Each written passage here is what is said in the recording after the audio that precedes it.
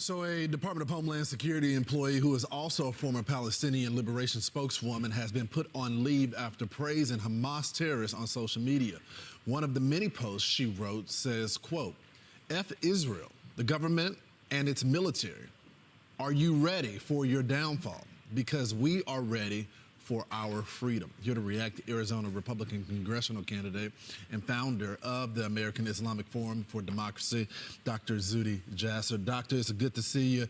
I guess the big question is, why is she put on leave and not fired, considering Hamas is a terrorist organization? Yeah, exactly. Not only should she not be fired, but I hope every American is asking the question of this administration. Like I've testified to Congress so many times, we have a deep, deep rot within our security apparatus. We have vulnerability within every branch of government because we never vetted for Islamist ideology. We never vetted for jihadism.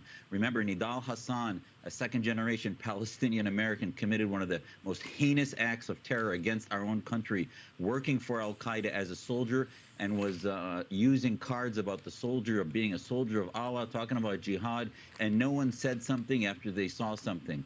And how many people working with this DHS employee, Neja Ali, saw something, heard something, and did not say anything at all? Lawrence, we are so vulnerable. Nobody is vetting for radical jihadism.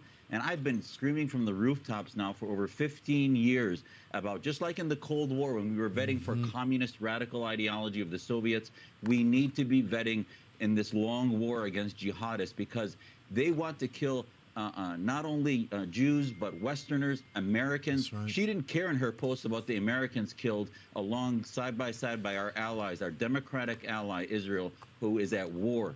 And we should have a war footing, and our security apparatuses clearly don't. Well, Doctor, they also wanted to kill the reformers like you as well. I want to read this statement from USCIS. This is what they had to say. The USCIS strongly condemns anti-Semitism and the use of violent rhetoric in any form. USCIS employees are held to a high ethical standard both on and off duty, including their presence on social media. Any violation of these standards is taken seriously by any agency. The problem is, Doctor, I don't think they understand what radical Islam is and the peaceful Muslims and the ideology that you share, Doctor. Make it clear for them.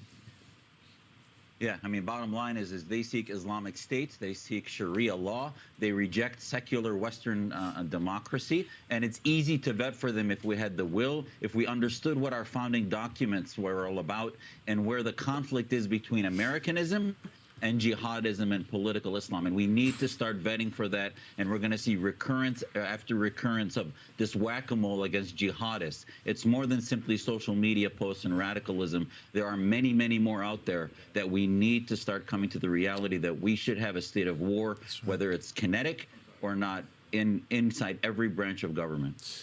There was a report yesterday saying a lot of folks within the administration are mad at the president's response, and they're going to resign as a result of this because they feel like that he's bashing Muslims. I would suggest that the peaceful Muslims stand with the president and stand with our ally, Israel. Doctor, thanks so much for joining the program.